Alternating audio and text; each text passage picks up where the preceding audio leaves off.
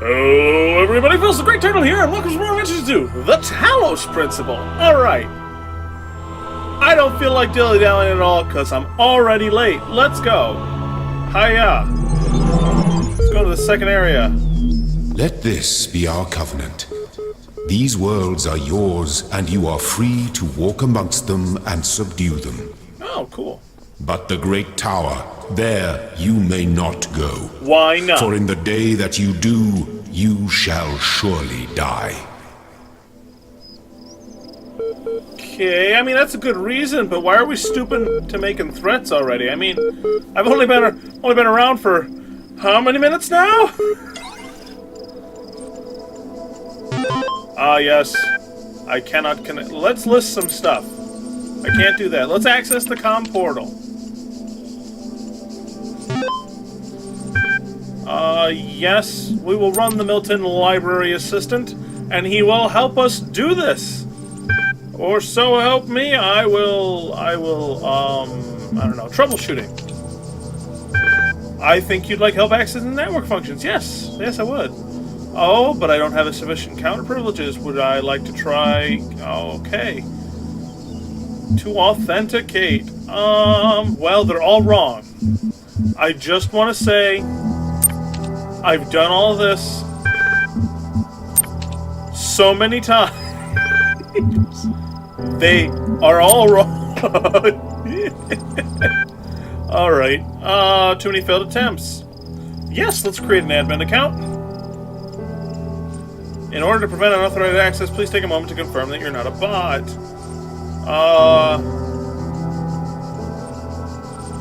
Answer quickly and instinctively. Yes. That's 2 plus 2 is 4. That makes me think of contentment, happiness. What best describes a person? A problem-solving system. A human being! I don't know. A rational animal? A problem-solving system? None of these are actually an answer that I choose, so I'm gonna go with a rational animal. I don't know. I'm walking through the desert, and I come across a thirsty traveler. His eyes bulge from slow dehydration. You have water, but you're not sure how far it is to the next oasis. What do you do? Offer half the water, offer all the water, ask what you're doing in the desert, ignore him, kill him, and collect his blood in the flask later. I'll offer half. Alright, please come back when part 2 has been generated. And then Ian. Email. My first day at the Institute of Applied Nomadic. Oh, it's not an email, is it? It looks like an email, though. On the way to work, I'm terrified. What if they don't like me? What if they're all geniuses and I'm a complete buffoon? Maybe they were just kidding letting me work there. Trembling, I walk in, and right at the entrance, there's a life-size poster of Jeff Goldblum. What the hell? Then I get it. The Institute for Applied Nomadics. Ian, Dr. Ian Malcolm from Jurassic Park movies. Jeff Goldblum. Dr. Saharbani shows up smiling. We were trying to find a cool acronym back when the Institute was founded, she says. Na, Ina, Ian, Ipan, Ipuano. It all sounded stupid. But we didn't just want to call it Ian because, well, that's a name. Then someone made a joke about calling it Jeff, and it kind of stuck. So we're officially called Ian, but if you hear anyone referring to Jeff, that's our internal name, I guess. I know, bloody geeks. Let's look at the Athena analysis. Nope. 01. Ampersand / novel's first sentence. She woke up in an impossible place, knowing nothing. Signifies more than the beginning of another amnesia-based mystery, though we should not go so far as to read into the entire work as allegory. Rather, while taking the science-fictional novice at the core of the narrative at face value, we should gibberish. Note 02. Having no inherent knowledge of the nature of the world, forced to rely on what we are told by others and what our own subjective, flawed, limited senses tell us, 54, 72, 75, 74, 68, 20, 77, 61, 73, 20, 74, 68, 65, 20, 6F, 6E, 6C, 79, 20, 64, 61, 75, 67, 68, 74, 65, 72, 20, 6F, 66, 20, 54, 69, 60, 65, 2E. Social reality belief and objective reality matter come into conflict. When in Chapter 16, A Second Awakening in the Kingdom of Artemis, the protagonist questions her mentor on the ///. I also question the ///. I mean, I wish the data files weren't corrupted. This probably might be interesting to read. Note 04, a more meaningful interpretation can only be achieved through synthesis of... I'm waiting! Alright, I think the numbers might be hexadecimal, so it might be possible to, like, get the hexadecimal equivalent and figure out what letter that would be. But I don't know, so I'll have to look into that a little bit and see if I can make any sense of it. Whether it is true that Daedalus constructed the giant Talos, or as others say he was the creation of Hephaestus, what we may be certain of is that he was made of bronze and had but one vein, within which flowed a liquid substance like blood, which some claim was quicksilver, and others assert was ichor, such as flows in the veins of the gods. The loss of that liquid caused him to die, as a man dies when he loses his blood. May we not then say that Talos, though created as a machine or a toy, had all the essential properties of a man? He moved of his own violation. He spoke and could be spoken to, had wishes and desires. Indeed, in the tale of the Argonauts, that was the cause of his downfall. If, then, a machine may have all the properties of a man, and act as a man while driven only by the ingenious plan of its construction and the interaction of its materials according to the principles of nature, then does it not follow that a man may also be seen as a machine? This contradicts all schools of metaphysics, yet even the most faithful philosopher cannot live without his blood. Which is an interesting idea.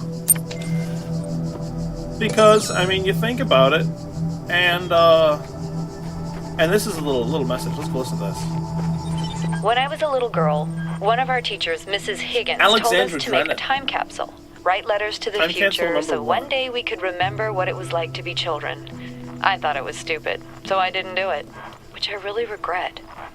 So, I guess I'm gonna make one now, bury it in the archive instead of under a tree. I don't know if anybody will ever find it, but somehow it seems important to keep talking, to keep thinking, for as long as I can. For as long as I can raises questions, and then she buried it in the archive, and yet we just stumbled over it. So we must be within the archive. Right? Or the archive has been made... Suicide mission. The archive has been made into reality. I mean... It's posing some serious questions, you know? What am I? What am I doing here? Why is there someone calling themselves God, basically? Tag, you're it!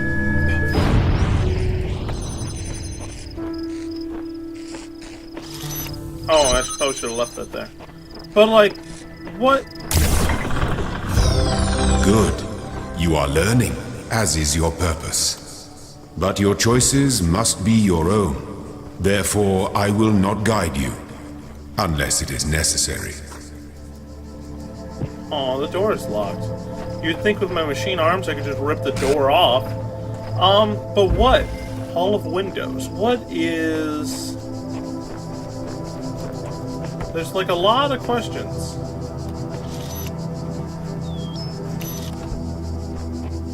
There it is. There's just quite a few questions of...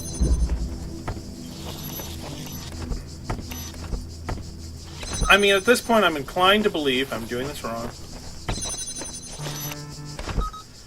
that Alexandra Drennan and others were working on creating an artificial intelligence that was human-like.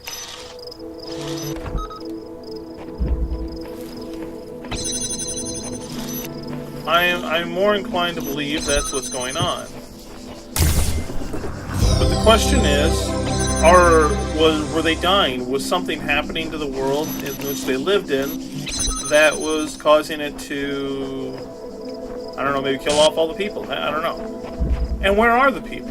And like, what am I? Am I in a simulation, or am I truly in the real world? And if I am in a simulation, why is, the guards must be crazy. Why is the guards must be crazy?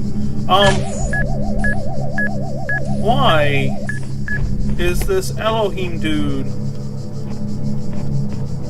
I'm kind of picturing this Elohim as a big old giant master AI that, like, kind of like a GLaDOS, just kind of making little bots to solve problems because people made him to do that, and now he's trying to solve problems, but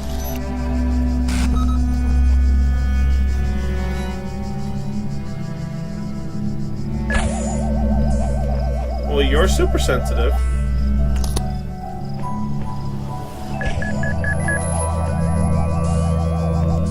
I want to wait for that to go most of the way back down.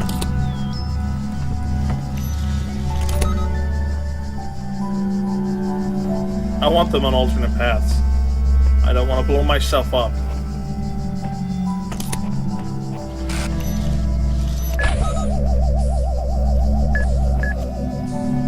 I'm gonna get my sigil. I'm gonna get it good. Hey!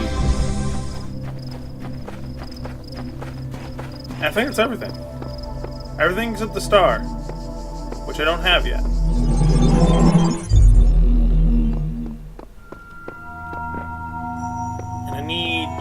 Pieces of things. There's a lot of questions. There's also a gate over here that needs to be broken down for me to get in there. There's also this guy There here. are mysteries in my garden, hidden roads and secret gates. If you dedicate yourself to understanding them, you may join the host of messengers. The host of messengers. Of messengers. There's a lot of interesting things going on. I got enough time. Let's go to Area 3. Hello, blinking computer.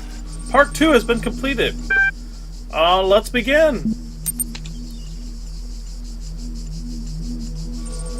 Since only animals can be persons, a machine could never be a person. I'm gonna disagree. I don't know. A person is under no authority other than to that to which they consent. I'm going to disagree with that too, because some people are forced into working for right.